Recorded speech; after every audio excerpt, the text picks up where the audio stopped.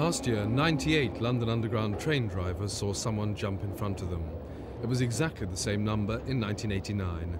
A driver has a 1 in 35 chance of encountering such an incident in any 1 year.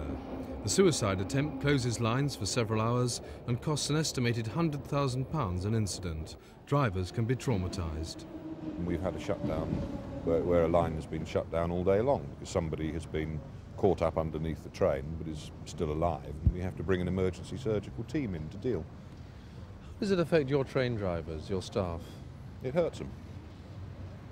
It really hurts them. This was a person who'd walked between Paddington and Royal Oak, and it's quite nervy because you're limited in what you can do. You can't move the train out of the way at all. All you can do is put the emergency brake on and just hope you stop. On that case, I didn't stop. Each of the others I have managed to stop, but it does really shake you up.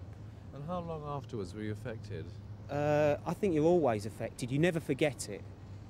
Chap came from behind a pillar on the end of the platform, just threw himself across the track, and I went over him. And does it plague you, or in what way do you think about it? Well, we don't drive on that part of the line anymore, so it's not so bad, but if he was going round there now, I think you would think of it every time he went in the station. The researchers have discovered that 4 stations next to large mental hospitals have the very worst suicide record.